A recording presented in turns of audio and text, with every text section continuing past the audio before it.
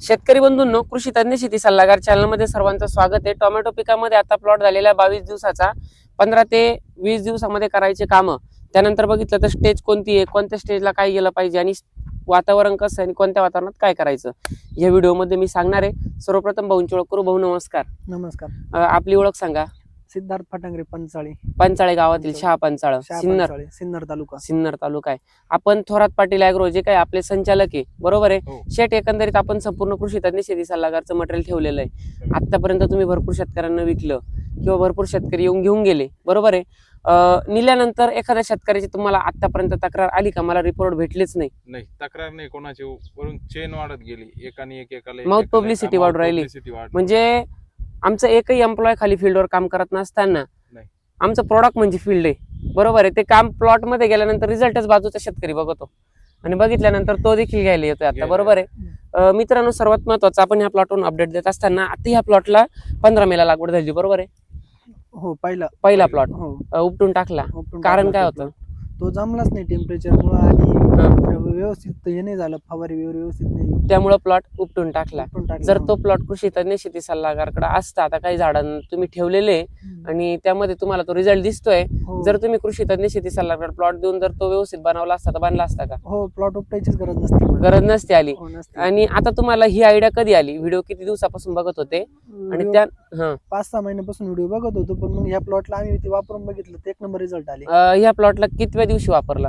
ही तिसरी आळवणीला वापरलं होतं, सुरुवातीला नाही वापरलं, पण नंतर वापरल्यानंतर लगेच रिझल्ट दिसले। पहिल्या 2 आळवण्या ज्या दिल्या त्याच्यामध्ये झाडाची डेव्हलपमेंट नाही आणि झाली, काहीच नाही झाली, आणि कृषी गोल्ड दिला, नवरत्न गोल्ड दिला आणि त्याच्यामध्ये प्लॉट व्यवस्थित डेव्हलपमेंट झाली होती। आता मला एक सांगा, त्या टोकापासून ह्या टोकापर्यंत आणि ह्या टोकापासून त्या टोकापर्यंत, आग्नेय, नैऋत्य, ईशान्य आणि तुमच्या जे काही 6-7 बाजू आहे, 8 बाजू, चारी बाजूला जर म्हटलं आपण तर एकसारखं फुलाची सेटिंग, म्हणजे जे काही पंजा निघाला, या झाडाला कमी आहे का, या झाडाला जास्त आहे, याचा फुटवा, त्याचा फुटवा, म्हणजे त्या टोकापासून या टोकापर्यंत आणि ह्या टोकापासून ह्या टोकापर्यंत फुटवा सगळा सारखा निघाला।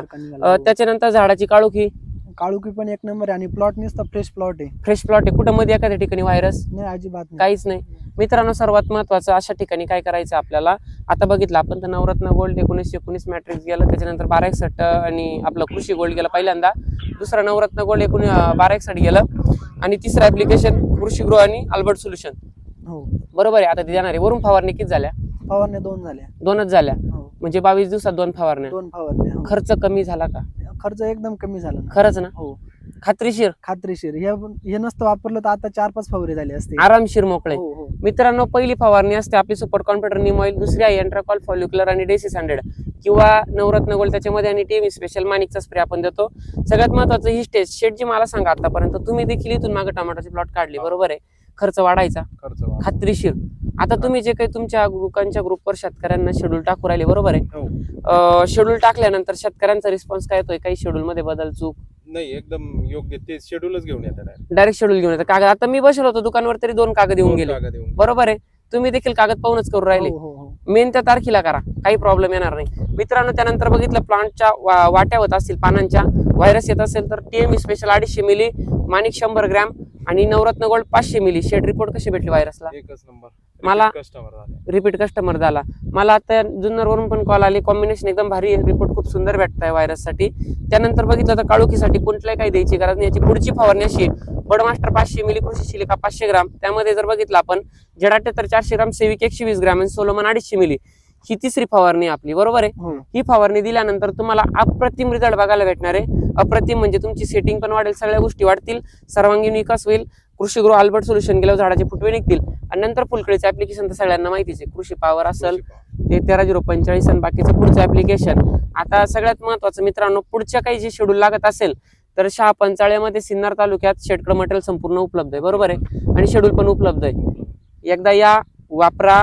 लाईव्ह परिस्थिती सध्याचं पावसाचं वातावरण वाढणार आहे, ज्यांचे प्लॉट मोठे आहे त्यांनी कॉपर स्टेप्टोच्या आधीच फवारणी टाकून द्या।